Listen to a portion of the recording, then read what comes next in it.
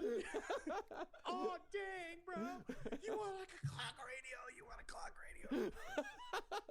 Yeah, he should have tried to sell him on it. Maybe it would have worked.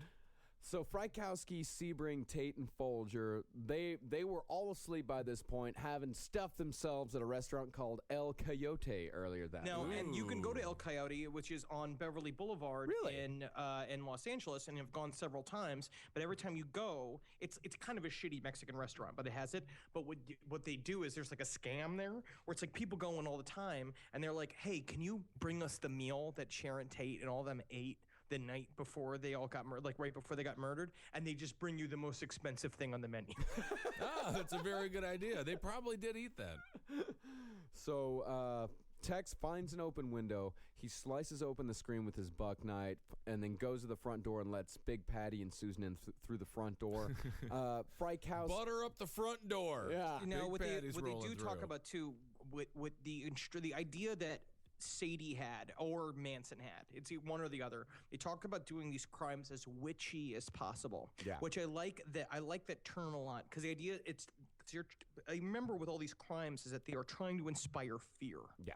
So it gets really creepy really fast. Yeah. Frykowski gets woken up by Tex whispering to the girls, and the first thing he says is, "What time is it?" Tex sticks the barrel of the gun into Frykowski's face. He says, "Be quiet, don't move or you're dead." Frykowski asks him, "Who are you and what are you doing here?" To which Tex replied, "I am the devil, and I am here to do the devil's work." Good line when you're on acid. Yeah. Unbelievable. Yeah, and Susan Atkins later on, she told Manson after they had gotten back to the house, she said that he really looked like the devil. But then, but the first thing she said was, she's like, him standing there and he had that knife on, he had that gun on him, and the rope on him. He looked like a real old Mexican bandolero. Like she also literally did say that.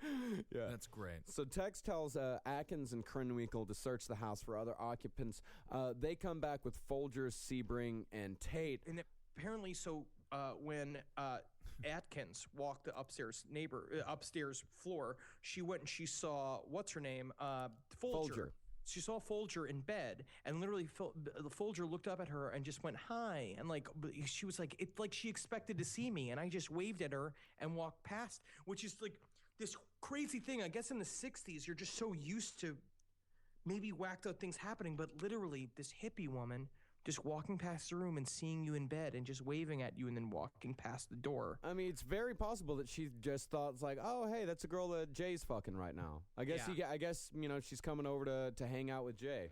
Right. Which, when you see someone walking by in a house word, a lot of people are in and out, it's not the word. It's not the dumbest thing. Yeah, you don't know who these people are. Right. She's like cute and young too. So you're like, she's not here to kill me. Yeah. Yeah.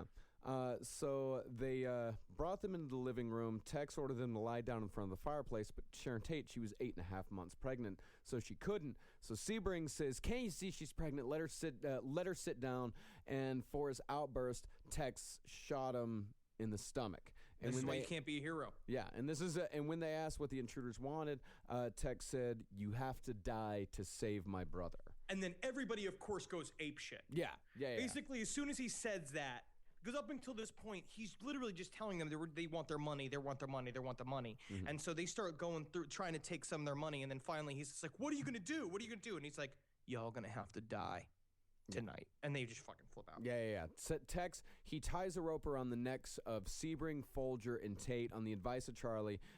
He told him, he said, just make sure the girls do it like Gary's house was done. Maybe even take some rope and hang somebody, like the reverse of the Ku Klux Klan thing. That way we'll put the heat on the blackies. Yeah, he loves saying blackies. Yeah. Blackies it's a hard word. It's a hard word to say. Yeah. Yeah, he says Whitey and he says Blackie. But the other end of the rope was slung over a rafter, and then Tex ordered Patty to tie up Frykowski with a towel, which seems like a bad idea. Yeah, they're not smart. Yeah. They're not smart. Yeah, and so he walks over to Sebring, who's trying to defend Tate and her unborn child. Tex takes out his buck knife, and he stabs Sebring 7 times, the second murder of the night. And then Tex orders Patty to turn off all the lights in the house, and he took the other end of the rope that was over the rafters, and he pulled, and he caused the women to stand up to keep from being choked to death. And so Susan, Atkins, she approaches Frykowski with the intent to kill him, but Frykowski, he's going into full-on freak-out mode because now 2 people are dead.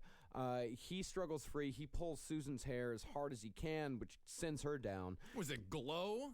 Gorgeous ladies of wrestling? Pulling of the hair. I mean, I feel like it could be something more aggressive. Yeah, you'd think so. Right? You'd think I'll so. pull her hair. That's what I'll do. But in the moment, you've got a hippie girl with a whole head of hair. You think first thing, pull it. Sure. Yeah. You also, honestly, as a man, I've been trained my whole life to not hit a woman. Yeah. Like, I don't want to hit a woman, but what all this lesson shows me is that if she's got a knife, you could sock her.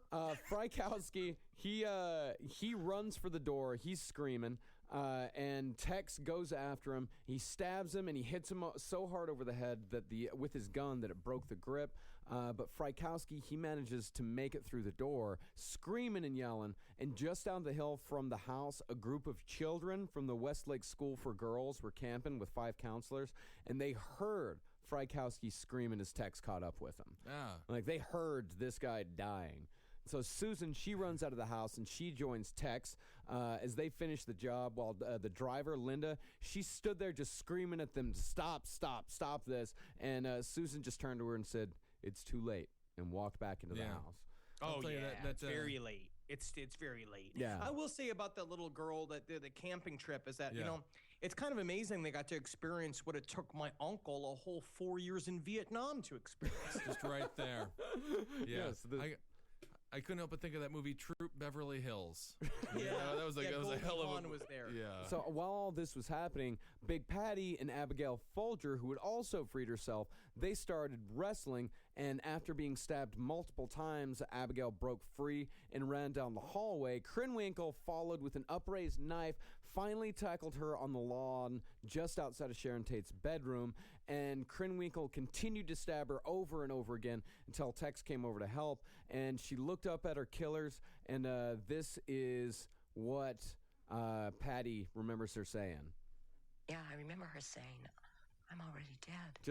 She just kept saying it over and over again. "I'm already dead. I'm already dead. Stop. I'm already dead." Because she said also apparently, like, what she was doing too is that she was begging to be like, a part of her negotiating, because from Manson's own words, he got this whole story from Sadie when they showed back up. Yeah. And so Sadie came and told them this whole story, and according to her, Sharon Tate was begging to be like, "You can take me hostage. Yeah. Take me hostage just so I can have my baby. Let me have my baby and you can have me." And by this point, the train had already left the station. Would have Yeah. been kind of cool if Sharon Tate could have had her Patty Hearst moment, though. Yeah. Just like hung out with the Mansons Can for you a little imagine while. how happy Manson would have been? Oh, my God, to see Sharon Tate show up. I get to bite another umbilical cord.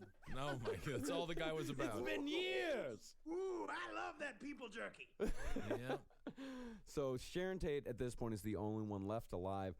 Atkins and Watson, they return from the front lawn, and she's just saying, "Please let me live. Please let me live." They ignored her, and they stabbed her 16 times as Sharon Tate died crying for her mother. Because also, Tex Watson had been given the direct orders, apparently, from Charles Manson to make sure the women had something, that all of the girls were involved in the crimes. Mm-hmm. So basically, once they were even dead, Tex would pass the knife to the girls and be like, "Now you stab her. You stab her." So they would all be a part of it. So that's why these people had like upwards of 40 stab wounds by the time they found them, is because they were just hacking at dead bodies. Yeah. So Krenwinkel, she grabbed the way out, acting on Manson's orders to leave a sign, something witchy.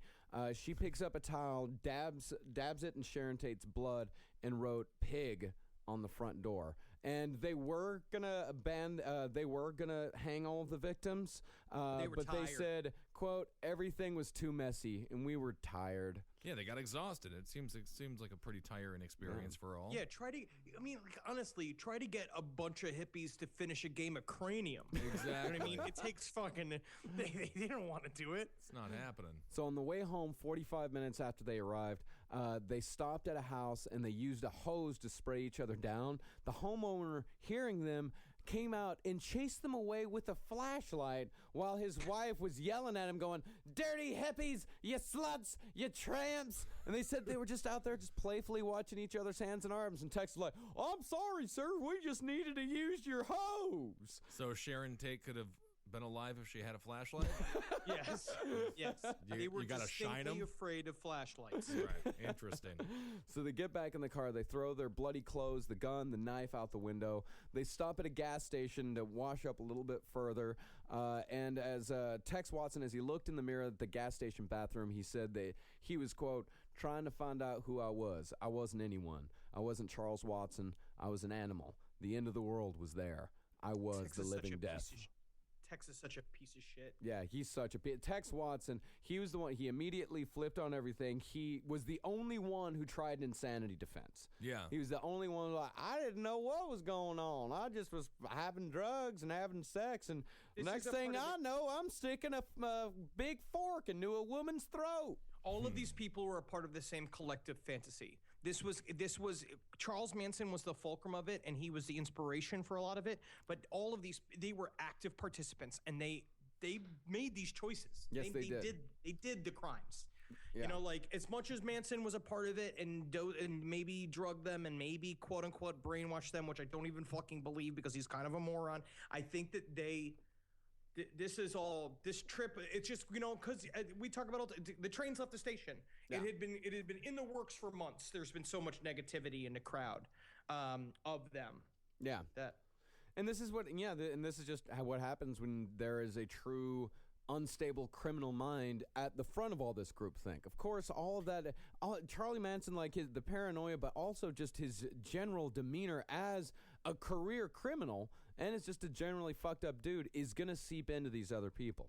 It's going to. Right. Yeah. All right, so we got these murders. Now they all just go back to the house? They go back. Yeah, they just go back to the ranch. Charlie's sitting there. He's just still squeezing tits and stuff? Yeah, Or what? he's pinching titties. He was saying that he couldn't even ball his woman that night. He was so concerned about what he had done, and that he just sat and waited for the sun come up until the car pulled into the driveway. Yeah, but he said when they got back and they told him about what had happened, he said he wasn't shocked. He said he didn't feel pity or compassion for the victims.